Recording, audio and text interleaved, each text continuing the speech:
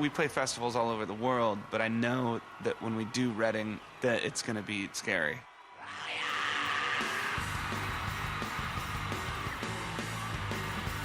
First time I heard about Reading was from Dan Peters, the drummer of Mudhoney. Yeah.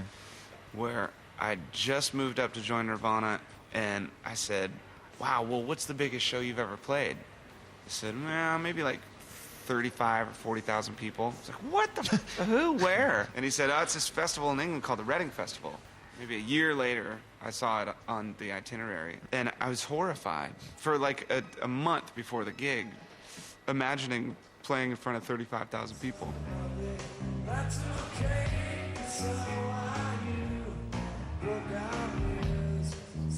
Curtis was just out of rehab and stuff, and so we hadn't been doing many shows, and we hadn't been rehearsing, and I was ready for it to be the worst show we'd ever played, and it was amazing. We had a great show.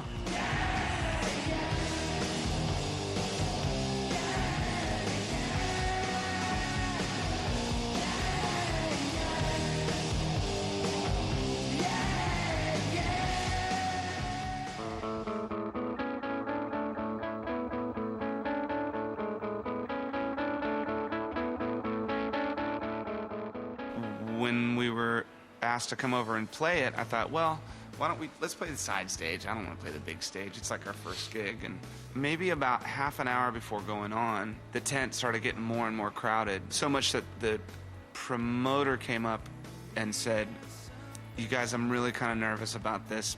I think maybe you should go on after Bjork on the main stage. I don't want to headline the gig. We haven't even played here yet, you know? Within a couple songs, it got kind of hairy. It was really hot, and the security guys were being carried out because they were passing out, and it was nuts. It was super fun.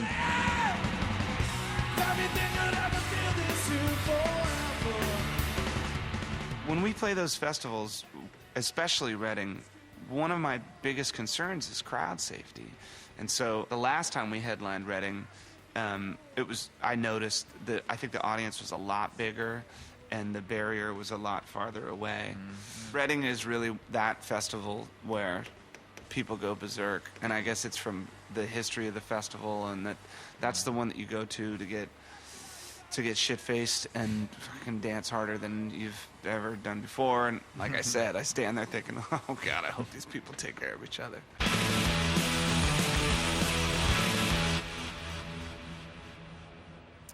There you go, some memories from a man who knows Reading and Leeds really well. I mean, he's played it, as he pointed out, so many times in different guises, and with Nirvana and with Foo Fighters, and it could have been a special one today, but never mind. Yeah, but still to have those most amazing memories playing with two different bands must be a pretty unique experience, I think, for a musician. And what's really nice is I'm pointing out the whole safety issue, because it seems to me a lot of bands these days, they go on the stage and they're very aware of the fact there's a lot of people in front of them, and irrespective of whether or not you put safety barriers in front, it can get crazy. And it's great seeing signs around here saying take care of each other, and don't stage dive because you could hurt people below you. And I know it can strip away a bit of the fun, but when you've got that many people, 60,000 people in a field, anything can happen. I remember back to last year, Eddie Vedder coming out Pearl Jam and making a speech very much like that. It was one of his primary concerns coming out. If any band has a reason to make a speech like that. Exactly.